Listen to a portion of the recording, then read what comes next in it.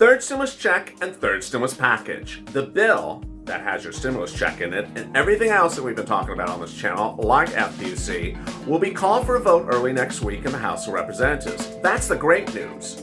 But the really interesting news is that the push to change modifications of the language and the amounts only has about a 48-hour window because that finalization is going to be done by Friday.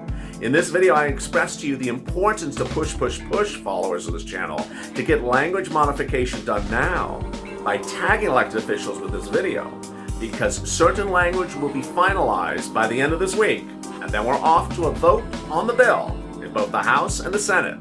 The time is underway to get these changes fixed right now, and I have the details for you in this afternoon's recording of Third Stimulus Check and Third Stimulus Package.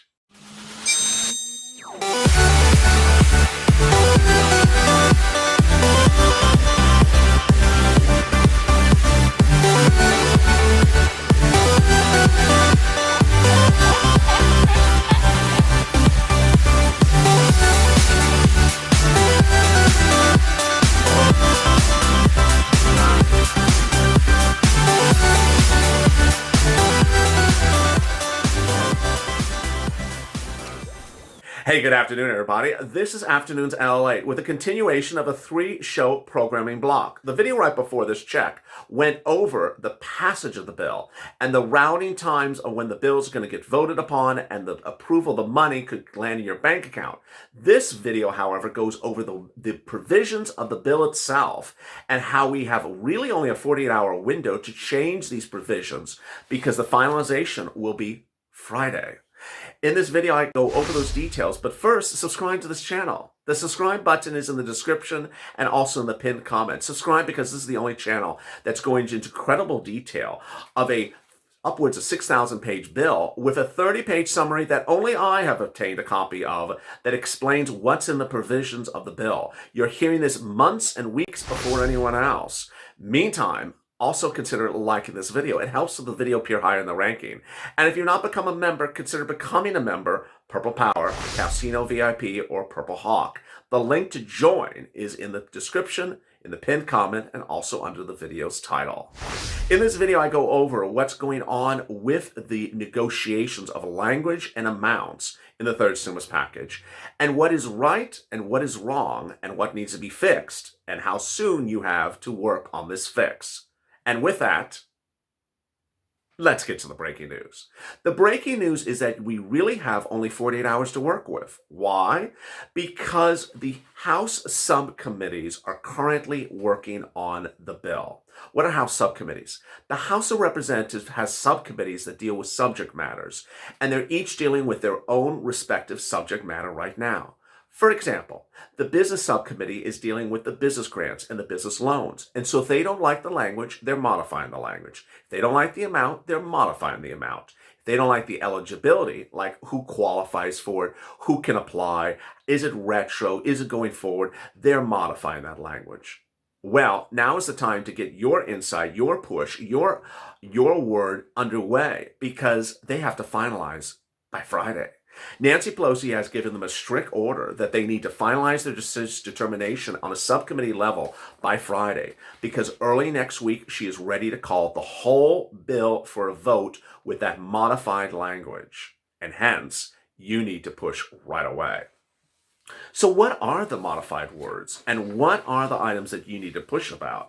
In this video, I go through all of the 22 items that are really at issue here, and you're going to see what is right, what is wrong, what is missing, and what is high and what is too low. Meantime, I'll be answering some of your over 2,000 questions from yesterday's video on this time slot. So if you have questions or comments in today's video, whether you're a member or non-member, drop in the comments below. I may feature them in tomorrow's recording, and you may hear your question read on air. First, the stimulus check itself. The third stimulus check is $1,400 for individuals, $3,200 for adult dependents. Sound fair? It's not fair. First of all, the amount is not as promised. You are promised a brand new 2020 year's stimulus check. You're not being given a 2021 stimulus check. You're being given the leftover stimulus check from last year. Ossoff and Warnock ran in Georgia. Biden ran for the presidency. Nancy, Chuck, and AOC all collectively said you are getting a new $2,000 stimulus check in 2021, in addition, not in replacement to, in addition to the Cash Act of 2020. Last year, you were supposed to get $1,400 on top of $600 to bring you to $2,000. And you were supposed to get a new stimulus check this year. Well, they couldn't get the $1,400 fixed last year, so they said, well, take care of it next year. And we'll also have a new stimulus check for you next year to cover you for the 6 months of the pandemic.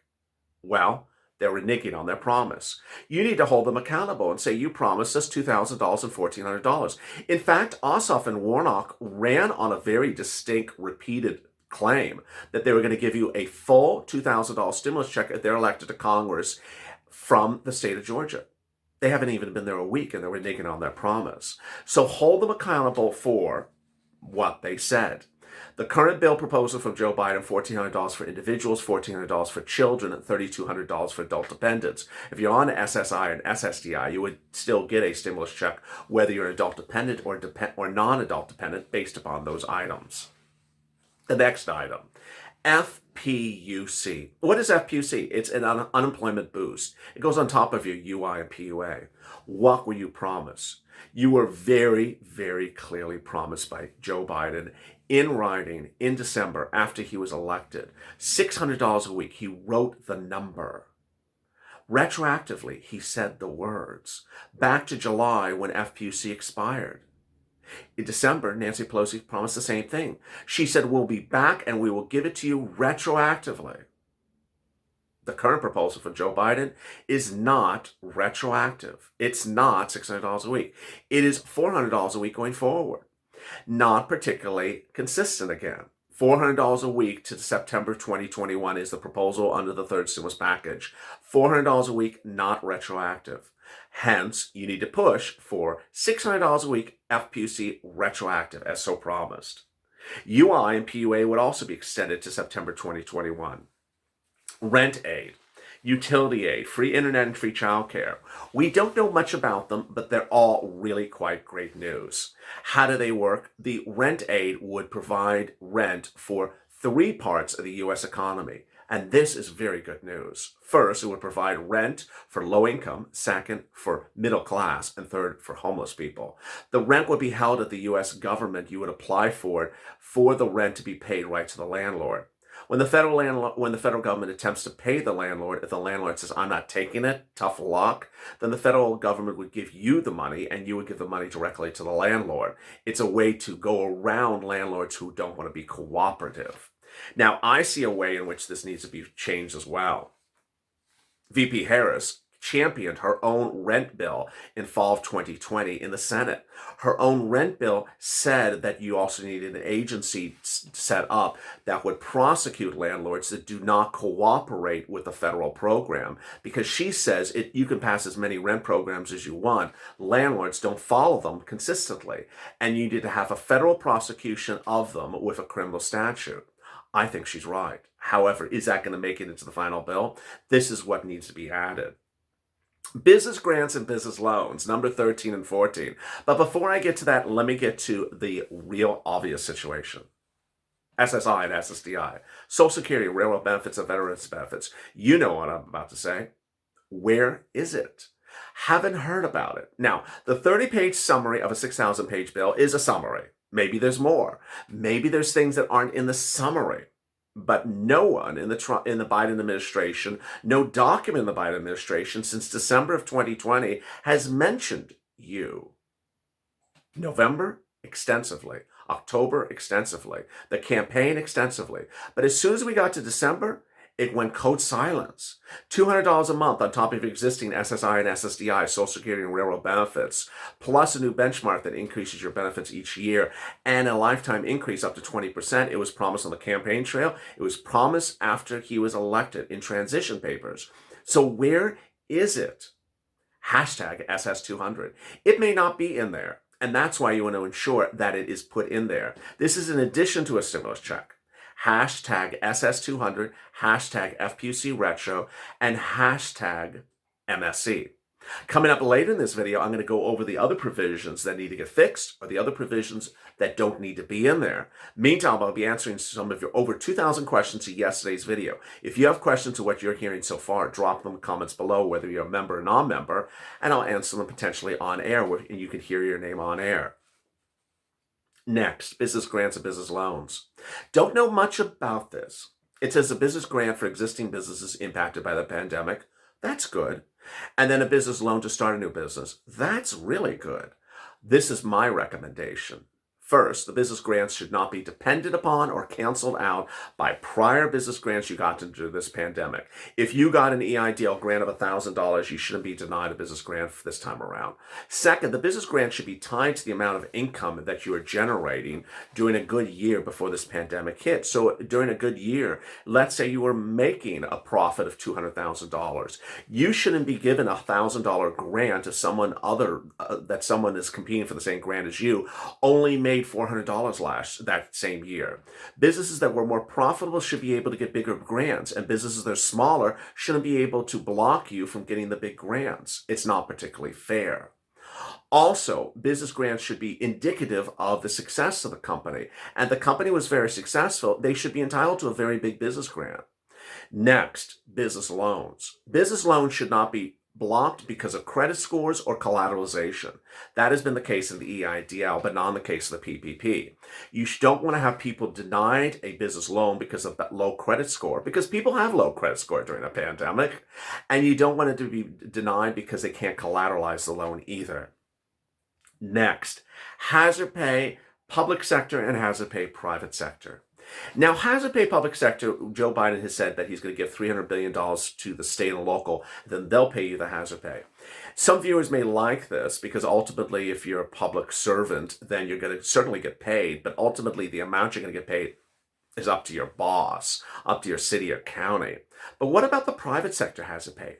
We know nothing about it. Joe Biden hasn't given us any details for it in the summary. Who's included? What's the eligibility? What's the amount? Is it $10,000? My recommendation on hazard pay is that it should really mirror the Nancy Pelosi HEROES Act hazard pay, which is the new hit show every night at 10 o'clock on this channel. I go live and chat with you in that video. However, there was one provision of that HEROES Act hazard pay that you and I know doesn't work and shouldn't be in there. That employers apply for you. Cut that out. Why? Because employers fire people, because employers lose their business, because employers go bankrupt, because employers don't want to do something that doesn't make them money. A comment that I haven't made in a couple of days. Mitt Romney talked about this extensively in 2020. Do you think a business owner is going to do bookkeeping to get 20 of his employees hazard pay if it doesn't make them any money and cost them thousands of dollars in bookkeeping and accounting fees? No, they're not going to do something they don't want to do. Moreover, Nancy Pelosi's bill says voluntary. It shouldn't be voluntary. It should be mandatory, and it should be allowed to the employee to apply, not the business owner. Then we go to child tax credit, earned income tax credit, and child care tax increase. You know, this is where lack of information causes people to run with fake narratives. I have the summary. You've been hearing it on this channel. You understand how these things work. Broadcast news reporters have not had access to the summary. So what they've done is they've heard things secondhand and modified the words to make it sound totally different than what it was. One of them is Joe Biden wants to take an existing child tax credit. Again, it's existing law, and modify it so that it is up to age 17. It's currently at age 16. That would result in people that are filing getting up to $3,600 for younger kids as a possible tax refund. Pretty simple. You understand that. It's not complex. Well, the broadcast news reports ran a fake narrative that Joe wants to give you $300 a month for 12 months. Exactly $3,600. That's not better, that's worse, and that's also not what he said. Why? When you file a tax return, that triggers a tax refund. You don't get paid the tax refund over time. You get paid it as soon as it's owed to you. So why would anyone talk about a tax refund paid to you over time? Doesn't make sense. It's also not what Joe Biden said. Moreover, the child tax credit, the earned income tax credit, and the child care tax credit increase have been the real big fake narratives. Why? Because they sound really fancy in big words. They're existing law. They're existing law. All he's doing is modifying the numbers a little bit, raising it from $500 to $1,500, raising it from age 16 to 17. They're existing law. It's not enormous stimulus. Bottom line is, if he wants to put in there, fine. But don't make it sound like it's a lot of stimulus, because it's not a lot of stimulus. It's just a little tinkering, and a little tinkering here, a little tinkering there. And you had some comments to his tinkering yesterday, about 2,000 of them. Let me answer them in today's recording. And if you have questions or comments to today's video, drop them in comments below. Mario Ange, stimulus for the American people, not for corporations or other countries. Amen. That was a response to Joe Biden sending over upwards of $8 billion to foreign Latin American countries on day one of his administration. Nelson Manning, in my opinion, we shouldn't be sending a penny to another country on these times. America first in these times right now. Sandra Simpson, make the people the priority. Without their votes and support to get this done, just do it. Lori Minshaw, our government needs to quit redirecting Social Security funds. Janice Howard, stimulus should be for Americans only, not other countries. They sure don't help us. Very clear messaging by viewers about this. Other countries, they don't like it. Norman Smith, pay us the months we had to sell everything in order just to pay the water bill and eat. Didn't have much, but at least it was mine. Douglas Grant, about time, let's rock and roll. Don't ever give up. Thank you, Douglas, for staying positive. Dave Hunter, y'all should be tagging Bernie. He's the only one who holds the deciding vote. Well, yeah, I do have to tag Bernie. Pat Jenkins, the narrative changes daily. Their attention seems to be so divided. Lord knows they need to figure it out before Nancy starts in on Trump's trial. Once that starts, they can't forget about helping us. Well, they do have enough time. That's several weeks away. MS, you don't know what they're going to do. They can tell you anything and do another. They've been doing that since March of last year. Robin with an AY. Was he to promise he was signing this on the 20th? In fact, he was told the checks were starting to hit the banks the week one from him being in the office. What the hell? Yes, he did promise that. Carol, I'm really afraid to believe him. Amy Coterman, LOL, we'll see this. It seems very much needed for many people right now. Sharon Valentine, I feel that they got what they wanted and they wanted so now they don't care about us now. Christy Fox, is that came from Nancy? I don't believe it. She said that all the time last year, next Friday or next Thursday. I don't believe it. Shamie Cahulia, Congress needs to think of seniors, someone who draws less than $1. Thank you for those incredible questions and comments in today's video. I really appreciate it. If you have questions or comments in today's video, drop them in comments below. They might be featured in tomorrow's recording.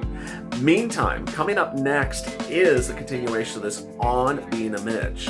In that video, I go over the instruments that you need to have ready, the documents. What documents you need to be ready to get. Certain items on the stimulus package are automatic, certainly. Stimulus check is automatic.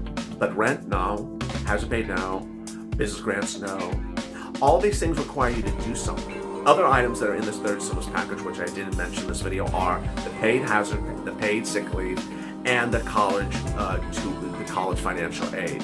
Those are included as well. If you have questions or comments, drop them below. Meantime, if you're not subscribed, please subscribe to this video. The subscribe link is in the description and also in the pinned comment. And consider becoming a member, Purple Hawk, Purple Power, or Calcino VIP. And with that, I'll see you on the next video. Stay informed, stay focused, and stay about life for more.